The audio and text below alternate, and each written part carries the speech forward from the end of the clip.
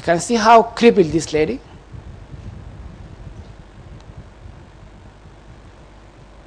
And still it is badly neglected problem.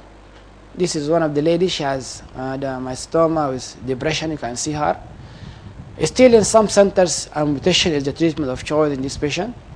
Low socioeconomic status of this, and it can be a fatal condition. This patient had actinomycetoma of the foot. He had amputation, below knee amputation. He had a recurrence. He had above knee amputation. He had a recurrence. Then you can see he had multiple sinuses in the anterior abdominal wall. And one day he came to the clinic with a massive secondary bacterial infection, complaining of odor very strange in the abdominal wound. That proved to be a multiple fistulae between the bladder, the urethra, and the skin at this side. This patient died unfortunately from secondary bacterial infection which was uncontrolled. Another patient had a mycetoma of the hand. He had a below elbow amputation. He had a spread to the axilla, to the chest wall, and then he had a chest X-ray like this because he came complaining of coughing of black grains. And X-ray showed that there is a communication between the pleura and the trachea, and the patient again died from massive secondary bacterial infection which was uncontrolled. Ladies and gentlemen, thank you very much for your kind attention, and this is Sob Hospital.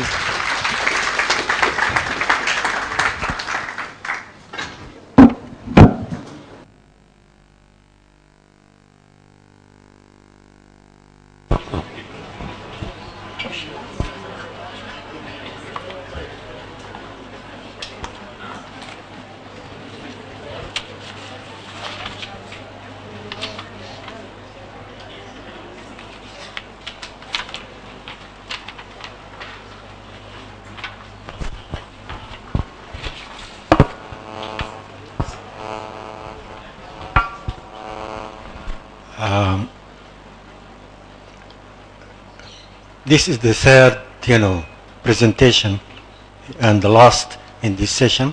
It will be followed by discussion. The title is Mycetoma in West Africa. This will be presented by Dr. Devillot. He's from the Department of Parasitology and Mycology, Saint Antoine Teaching Hospital, University of Pierre and Marie Curie, Paris, France. Please.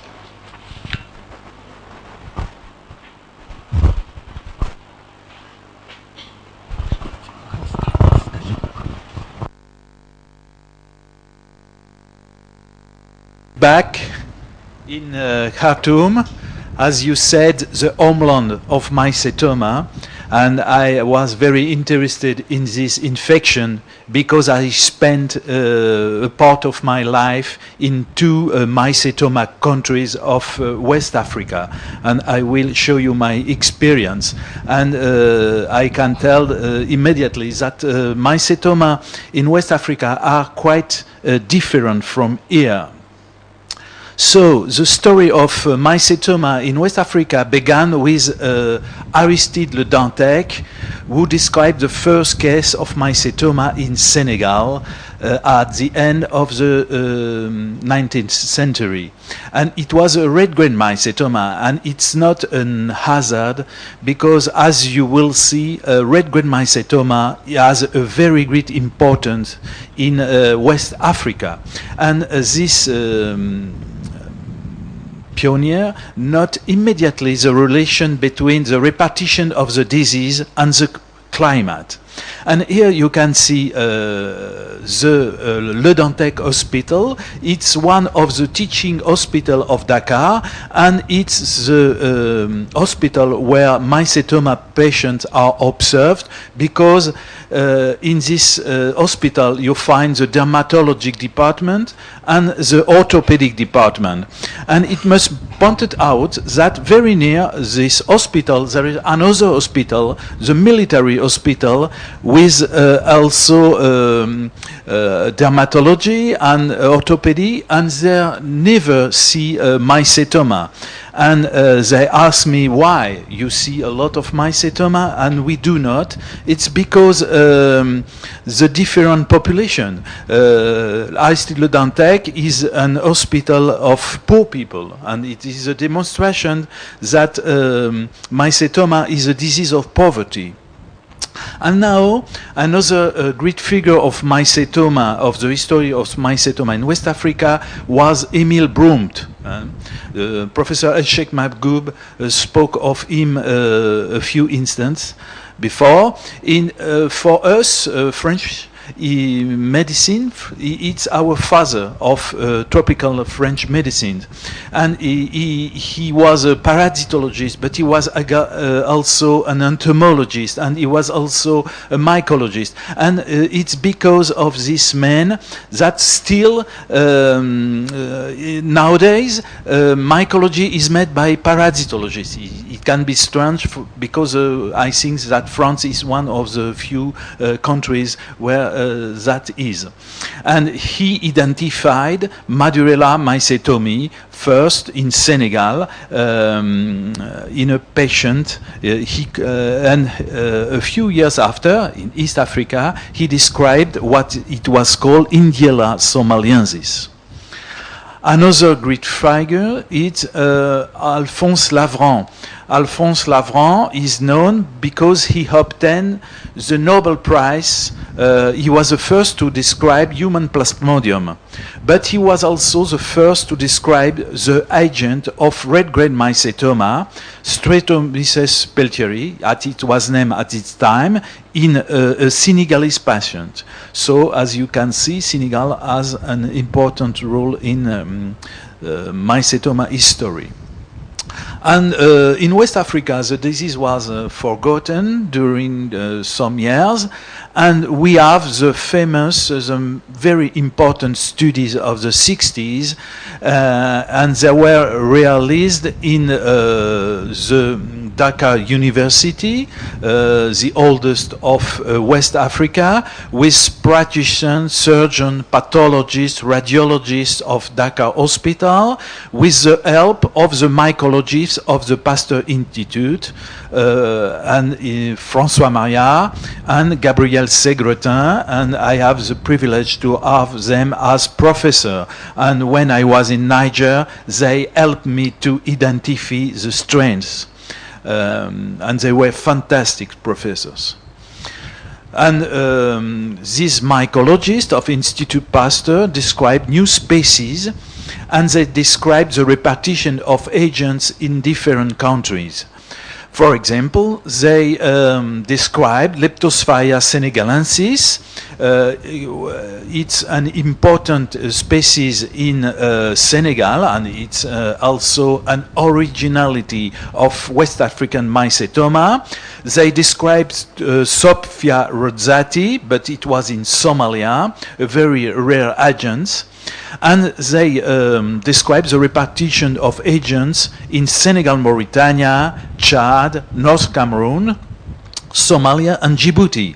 And there is, for example, till this works, we don't have any data concerning, for example, Chad, and also Somalia. So they made also a very important survey concerning the habitat of the causal agents in West Africa.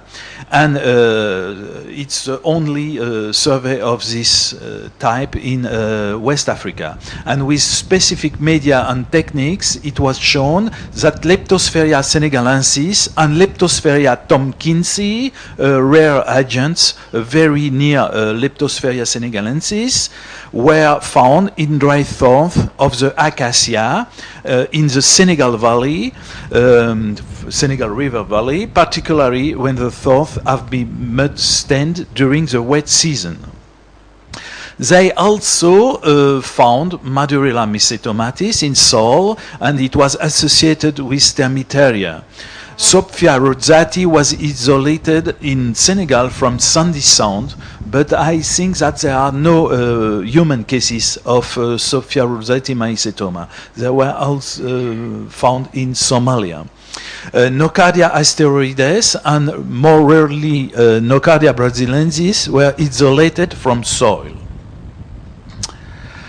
There was also an important medical thesis at this time, and it was a work done in Dakar. And most aspects of mycetoma were considered, but mainly epidemiological aspects, clinical, radiology, microbiological, and also treatment. Most of the patients were Senegalese or Mauritanian. The description and conclusion of this thesis are still available. And one of the major contributions of this thesis was the description of 3 endemic zones inside the west part of the African mycetoma belt. And the northern is the arid zone with rain from 50 to 250 millimeters per year. And it is the Streptomyces somaliensis zone, and it is situated only in Mauritania.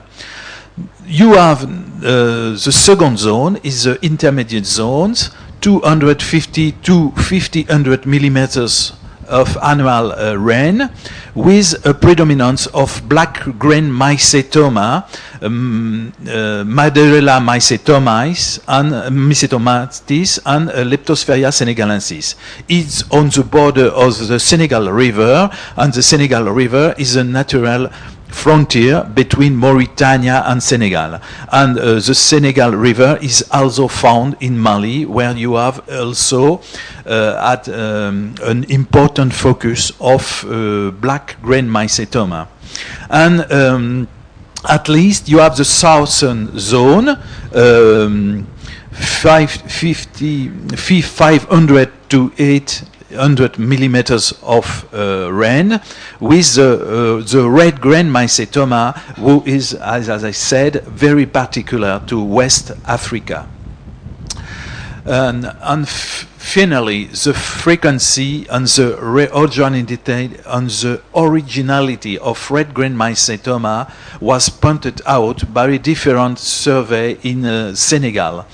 Actinomadura peltieri mycetoma are most inflammatory and more invasive than those due to other species, with more frequent extrapodal localizations.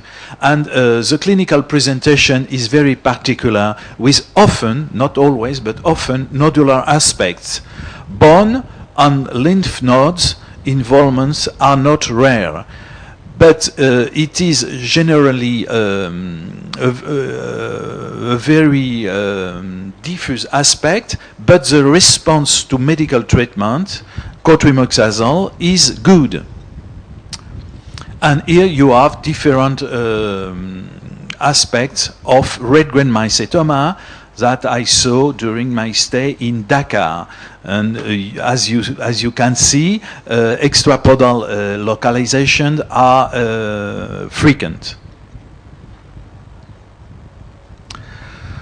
So after these works, there was a new interest in mycetoma that is going on still in West Africa. And as you can see the mycetoma belt. 4 countries are situated in the west part of the African mycetoma belt: Senegal, Mauritania, Mali, and Niger. And till recently, there was very few data concerning Niger and Mali. And 2 surveys were performed at the end of the 80s. First, in Niger. Niger is one of the few countries of West Africa situated entirely in the mycetoma belt. And we found the 3 zones described in Dakar. The desertic mycetoma, we work with an hospital situated in the north in the desertic part where there are mines. So they have an hospital with well equipped, and we had a predominance of Streptomyces somaliensis. We have an intermediate part with black grain mycetoma. It was along the Niger River, and the southern part with Actinomatura peltieri mycetoma. So in Niger, actinomycetoma are predominant. It's an originality, but it's also found, as you will see, in Senegal.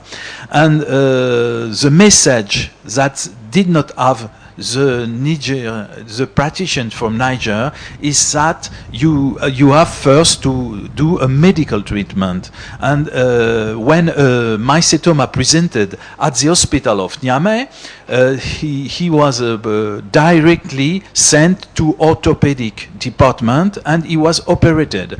And it's contraindicated, in fact. In the upper slides, you can see recurrence at inguinal recurrence from patients who were treated successfully at the foot without medical treatment. But it was very difficult to get the message to the orthopedic surgeons. Now, mycetoma in Mali. The problem is mycetoma focus are very far from the capital, and normally you need for manage mycetoma, you need radiology, pathologist, bacteriologist. It's very complicated, and in fact I will see you in next slides. We know more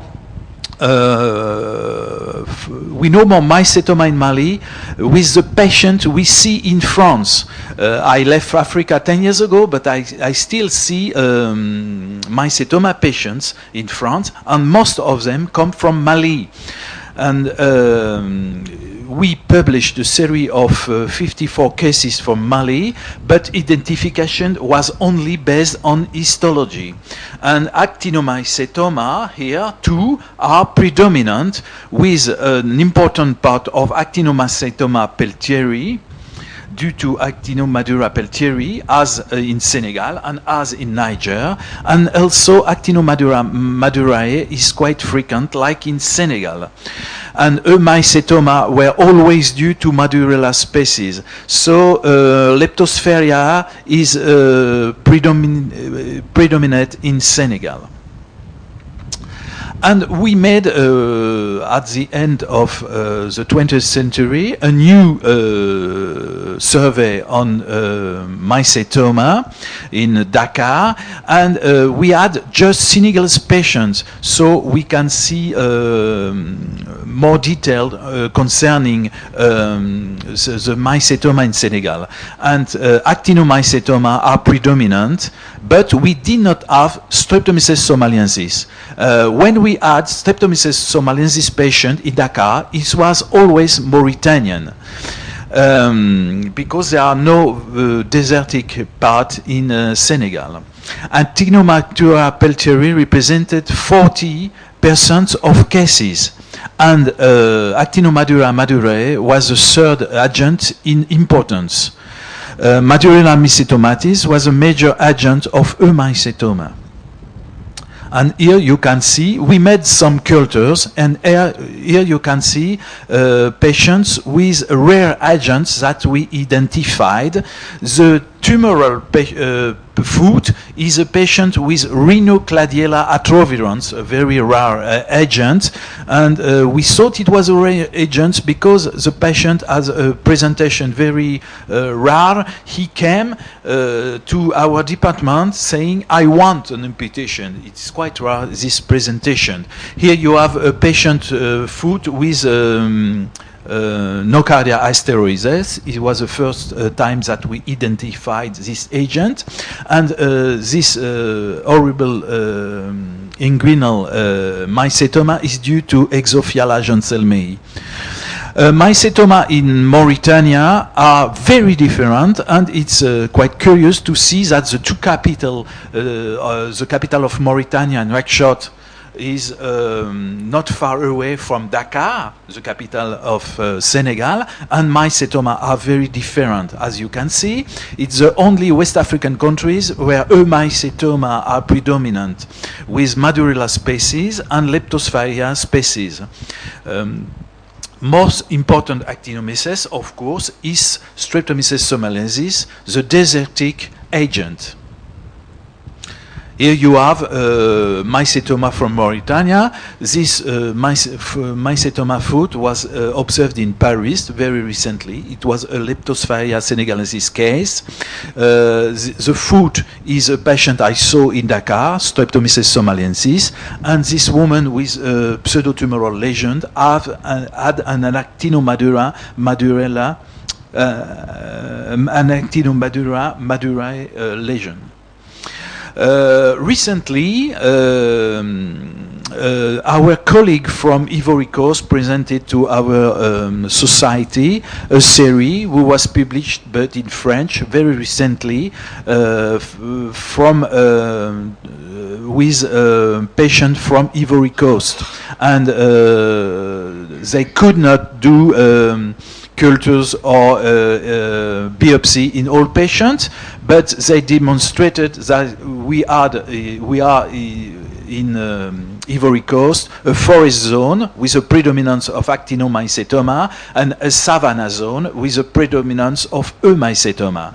And in the forest zone you have Pseudosporium apospermum, the main agent, with some nocardia species. Here are the two main agents from Ivory Coast, the Pseudosporium apiospermum and the Mycetoma ofni is due to nocardia. And we have very few data concerning other countries from West Africa. Burkina Faso, as the north of Burkina Faso is inside the Mycetoma zone, but they have only very few data, but they show that there was a predominance of actinomycetoma. In Togo, outside the Mycetoma belt, they gave data only with the color of grains. Finally, I finished with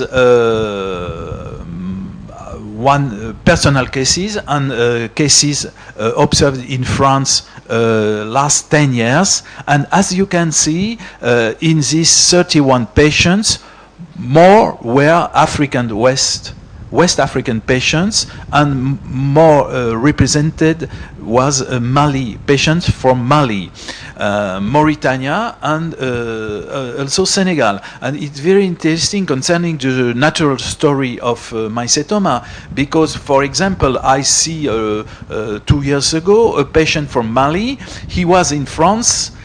He has been in France for 20 years, and the Mycetoma, the first signs, appeared 10 years after his first entry in France.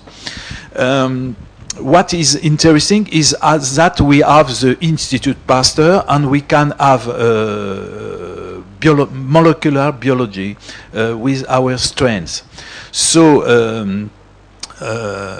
because the migrants come from the Senegal River, the banks of the Senegal River, we have a predominance of Mycetoma with Madurella mycetomatis, but we also observe unknown Madurella with molecular biology. It's unknown Madurella. Madurella species, it was only based on histologic the aspect of grains at histology. Leptosphaeria senegalensis 2, Leptosphaeria tompkinsi in a patient from Mali, the first case from Mali, Leptosphaeria species because of the aspect of the grains, Acremonium recifi in a patient from Mali, and white fungus grain in a patient we have recently in our hospital. It was a nodular Mycetoma, and of course we have only the grain with histology. So, in conclusion, 4 West African countries are situated in the Mycetoma belts, 2 entirely, Mauritania and Niger, and 2 partially, Senegal and Mali. So you don't have Mycetoma in the south of Senegal and the south of Mali, or very few. Actinomycetoma are predominant, and this is important, of course, for treatment, except in Mauritania.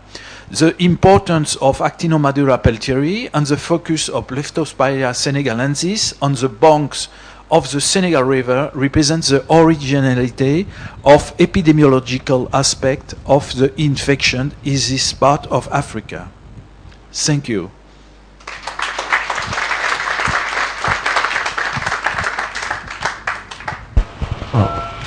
I would like to thank all 3 presenters. Would they come to the front and we can start the discussion?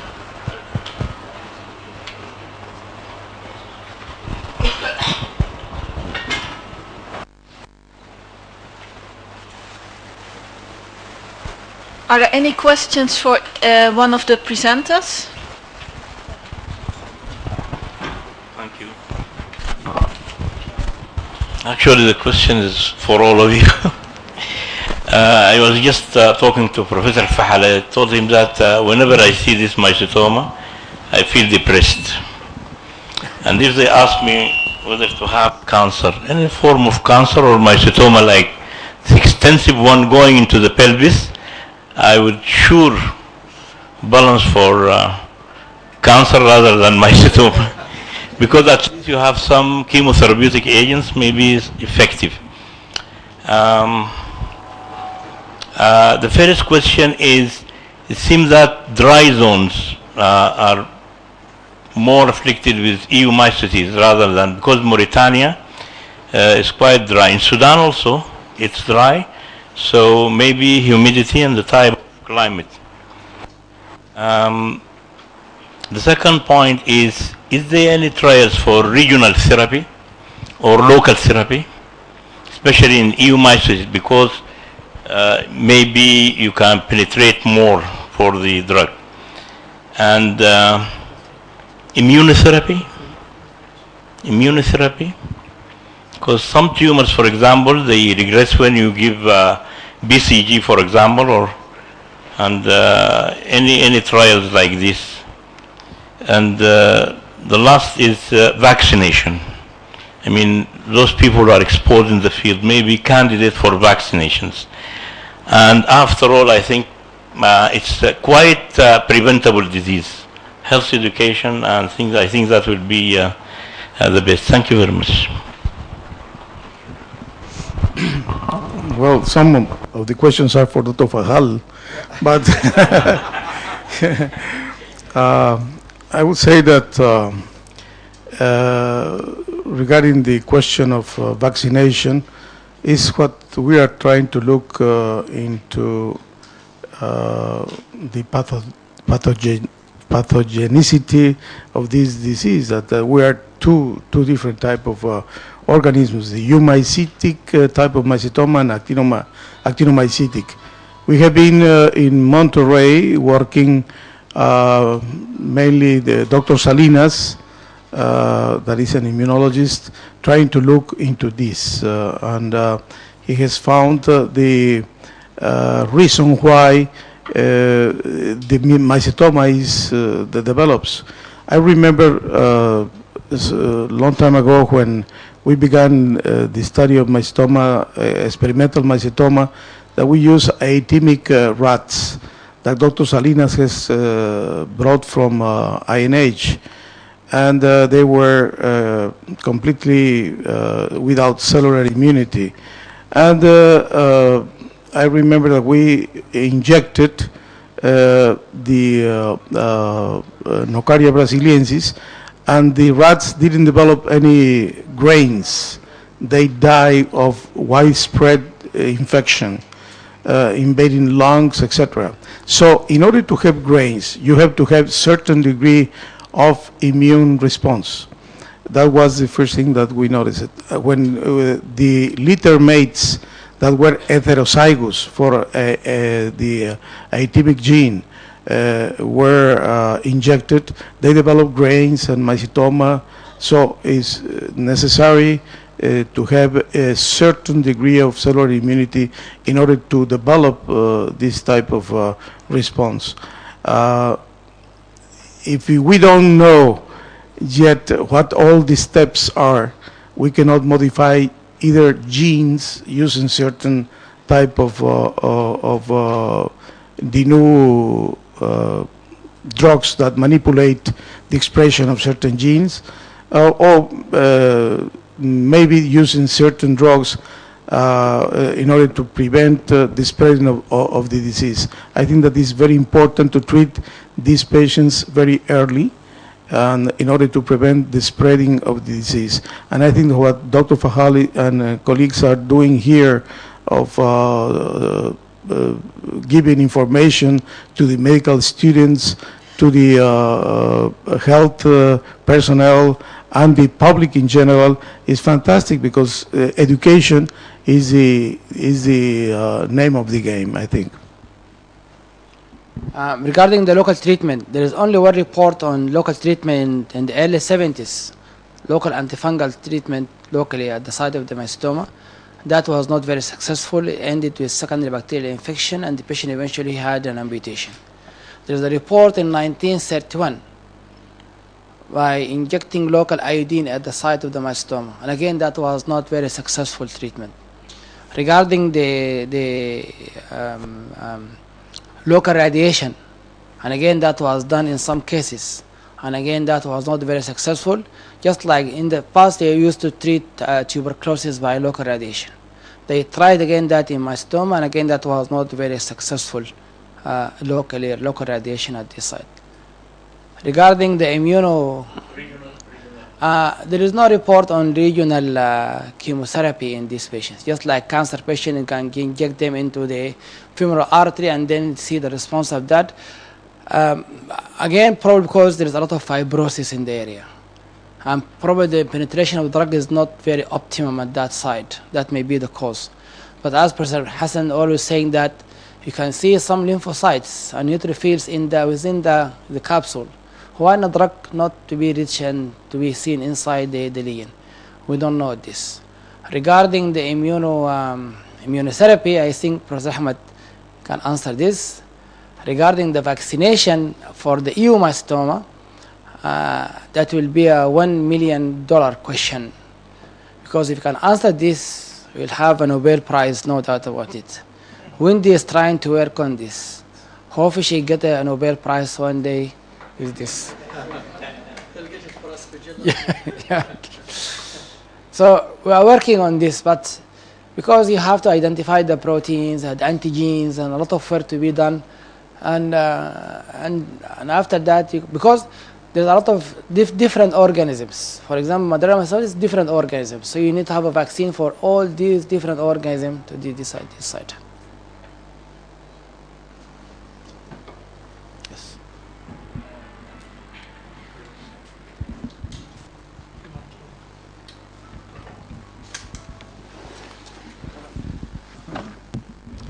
And I hope you keep the questions and comments on treatment to the session on treatment.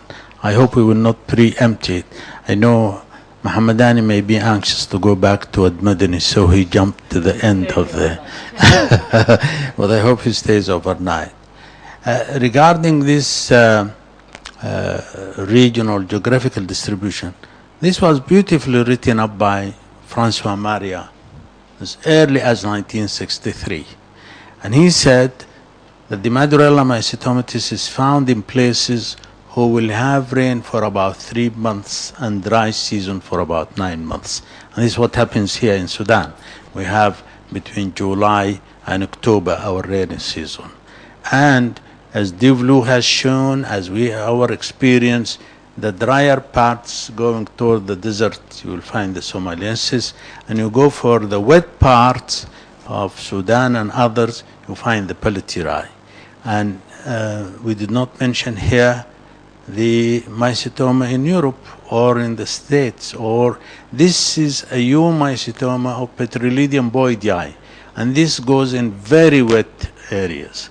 So he linked this to humidity, the rainy season, much more than other seasons for this variation. As I said, we will keep the comments for our treatment, for the treatment session. Thank you. Okay. There is some question from the other room. Can we ask them to answer? Yes. So other side, the other room. Yeah. Yes. The other room. Any questions? Okay, fine. Until the other room is ready, we can. I would like to ask a question, but also to make a general comment. And I'm one of these very unpopular people that's a taxonomist, so I don't think any of us expect to get a Nobel Prize. But I think what's come across to me today is about the usage of names and how the names have changed as a result of the development in knowledge. And I'd just like to make the point that when we look back and talk about the names going back, let's say, more than 10 years or so ago, I think we need to treat some of these names with a good degree of caution. And I'd like to give one example of that, and that is the use of the name Nocardia asteroides. I'm not saying it was used incorrectly, but I suspect it was, because the organism that carries that name, when we look at that organism with the new molecular techniques now, it's on its own. And all of the other organisms that are similar to Nocardia asteroides are being renamed. And that leads me really to think of a question for our good friend from Mexico, and that is, it's very interesting that Nocardia brasiliensis is just so predominant there. But very recently, as you quite correctly said, some organisms that were called Nocardia brasiliensis have been reclassified as Nocardia mexicana. So my question really is that the beginning of a trend, rather like with Nocardia asteroides, where we're going to see several different species that are currently lumped together as Nocardia brasiliensis? And if that's the case, does it matter? Are all of these organisms killed with amikacin? Well, a few years ago, there was the description of a variant of Nocardia brasiliensis that they named pseudo-brasiliensis. And one of the characteristics of this strain is that it became resistant to amikacin, and that produced a very inflammatory and disseminated type of infection. I think that with the advances of the molecular technology and the sequencing of the genome of this bacteria, it will be much easier to identify specifically what strain, if the strains are similar, if they are variants of these strains, and if they are genetic variations, what do that mean? You know, if I have these changes in this type of nucleotide, what do that mean for the clinician, for the treatment of the infection, etc. I think that we are entering a very new world in which our colleagues, the molecular biologists, are going to have the last word. But then we have to translate their words and take this from the bench to the bed, to the patient, and see, well, do this really matters or not? Sorry, the other room? Thank you for this opportunity. I am Dr. Mohamed Osman, Registrar General Surgery. I have many questions really. Is there any case has been reported in which we isolate two different types of mycetoma species? And if the answer is yes or no, I hope you can know what are the causes for that. Thank you. Yeah, he asking about two different organisms in the same patient. Yes, it happened that and it's not very uncommon. Sometimes you find a patient with actinomycetoma with mycetoma in the same patient, and it is difficult to treat because you have to have a combination of both antifungal and antibacterial treatment in the same patient. We don't know the cause of it, but probably be a different inoculation of the organism in this patient, and that may be the cause. Yes. We have a case of a patient that his brother had an actinomycetoma of the chest. We admitted him with actinomadure infection of the foot. And when he was in the hospital, we noticed a black nodule in the other leg. And we said, oh my God, maybe he has a melanoma, something like that. No. So we took a biopsy, and it was a mycetoma, mycetoma, caused by Madurella mycetomatis. So we have seen one single case like that. It is possible. If I may comment on this, I think the basic thing is that the patient has got immunodeficiency, and the organisms are in the soil. So he may be infected by both of them at the same time or one after the other. We have a case from Gutayna Ammana Mansour. He came first with Madurella mycetomatis, and later he got pelletieri in a different site. We had a patient here from Shambat, both feet, but with the same Madurella mycetomatis and nothing in between. And a third case, some patient with leprosy, and he's got double Madurella mycetomatis infection. And the more I see these patients, the more I am convinced that the reason is immunological. Wendy, you can answer this at the session. Yeah. Yeah.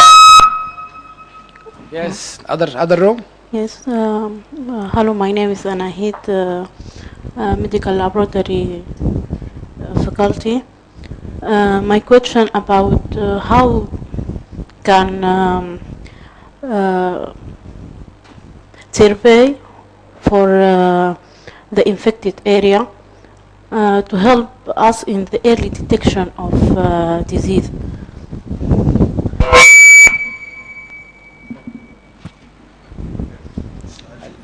Thank you. Early detection في الفيلد. Well, we have all done surveys. Our French colleagues have done surveys. We have done here. Abbott did his survey, I did mine. And in fact, what we are seeing here is just another survey. So now there is a chance now with the visits that are being done by the center. These are village surveys, not a national survey. And obviously, we will go to endemic areas, what we think. And now, in the center, we found that along the White Nile, this is an endemic area, very high endemicity. And along the Blue Nile, we got Sinnar, another endemic service. And it was very clear to us that in Sudan, it varied mycetoma between latitude 12 that goes through Talodi and 19, which goes to through Basabir here near Shandi. And Professor Ahmed may comment why mycetoma, the people in Basabir got rid of the mycetoma. He will tell you the story. But this is the endemic area we have in Sudan. Thank you. Regarding Al-Basabir, Professor Abdul Rahman Tom is here. He can tell us about this. Why disappear from Al-Basabir?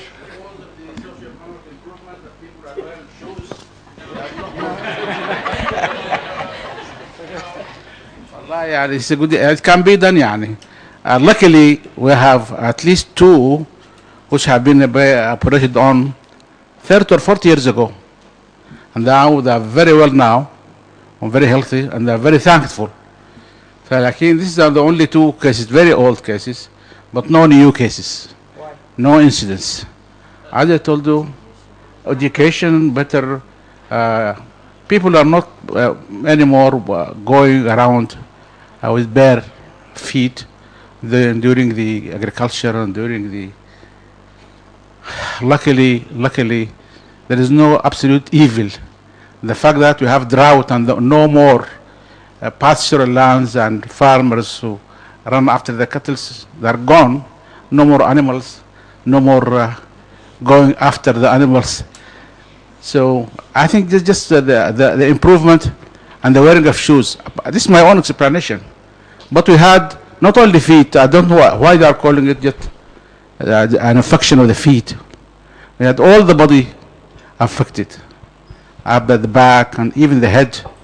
So as people lie down on the ground, all parts of the body are affected. Luckily, we have been, Basabir has been a very highly endemic focus, but no more so. Because I think we had lots of trees and lots of pasture land and lots of animals. No more so. No animals, so no Madura. Thank you.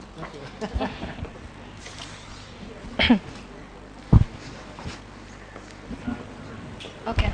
Assalamu alaikum. Good afternoon, ladies and gentlemen. My name is Hadia. I'm doing a master in public and tropical health. I have a question for Professor Ahmed. I'm doing now my research master in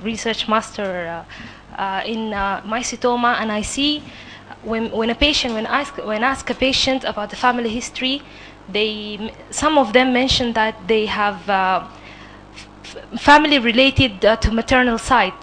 And as we have all seen in your presentation, is that there are multiple children from the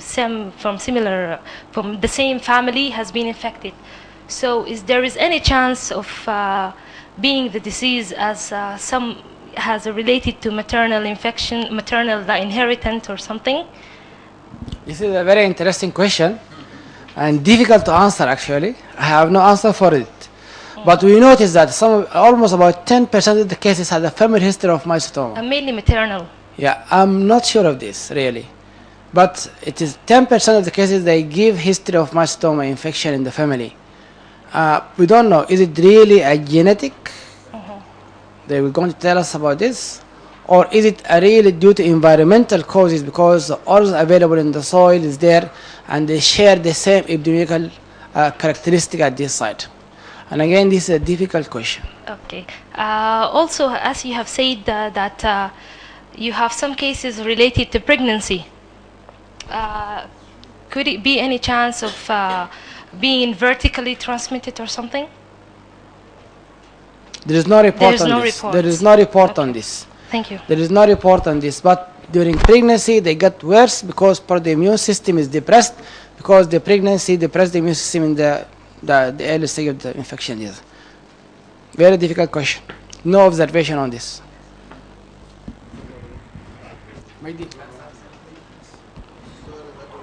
Huh? Yeah. Okay.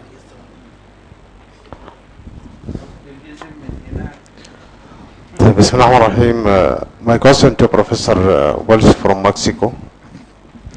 I have observed that the dose of the ketoconazole in Mexico is about 200 to 400 milligram.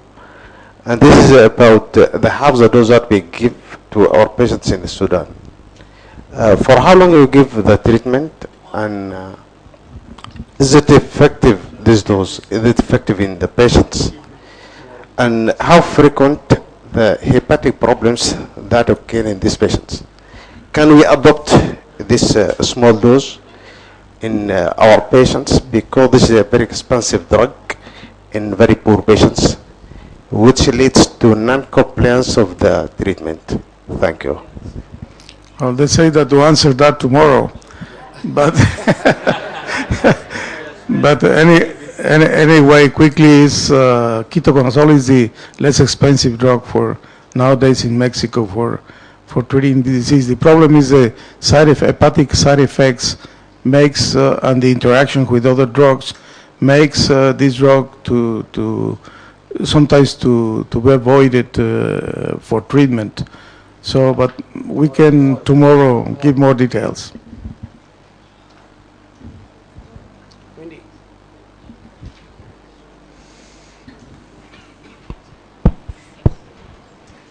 Well, thank you very much. Prof? Yes. One last question, please. Yes. We are running short of time.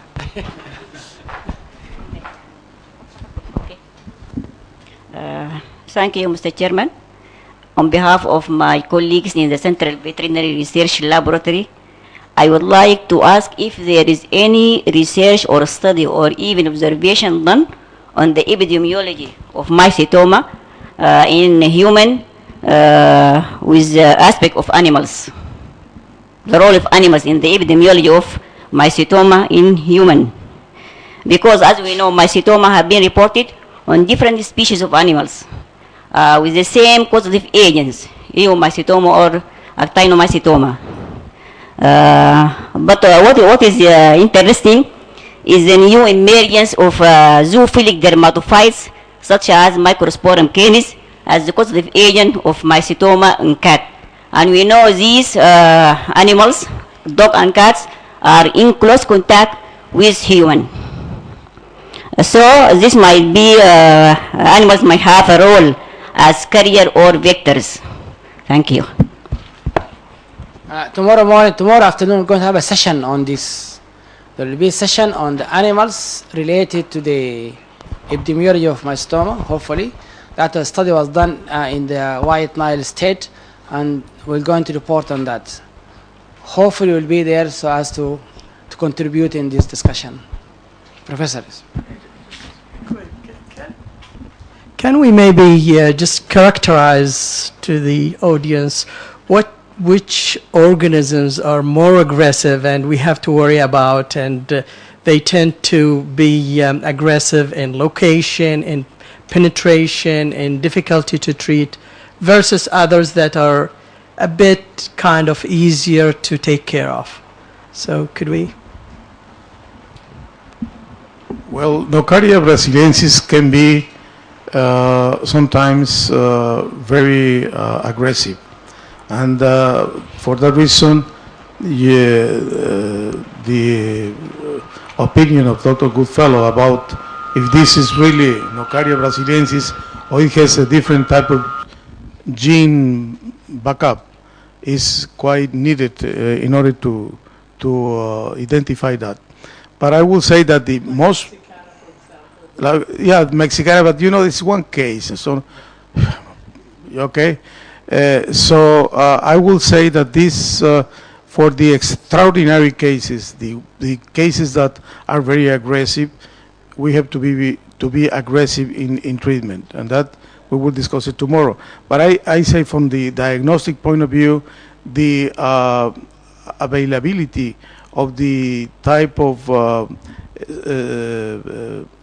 is sounds the probes to identify the genome of the bacteria, that will give us the information, the needed information to identify that specific organism and see how do they behave, and therefore what will be the treatment.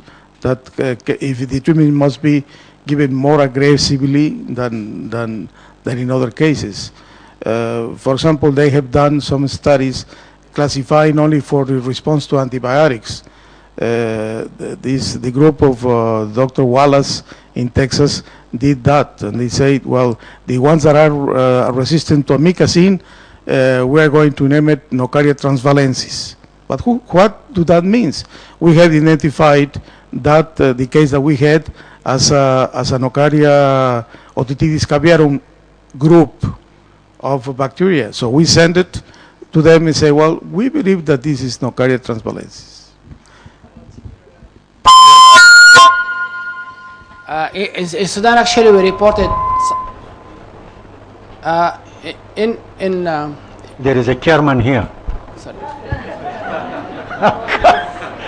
Go ahead. Okay. In Sudan, we reported some time ago on Actinomadura pelletieri, ultra-structure of the organism, and we found there is no cement substance in this organism. And that goes very well with the clinical presentation of this patient, very aggressive. Interesting enough, they are very, they respond very well to medical treatment. So, Actinomadura pelletieri, not very common, but very aggressive. They can respond very well to medical treatment. Madrella mycetomatus is slowly growing, but difficult to treat. Well, thank you very much. I would like to thank the speakers and also those who participated in this very rich discussion.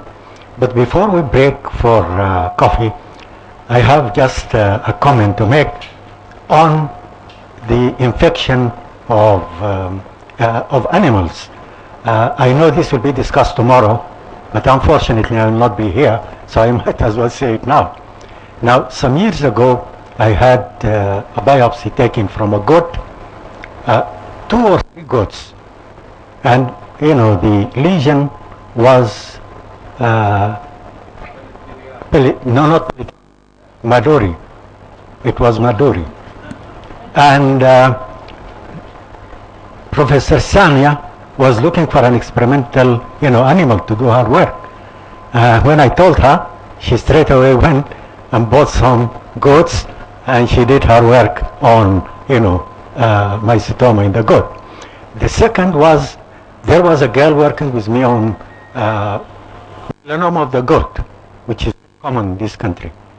And she came very happy one morning with a specimen of a melanoma in a donkey.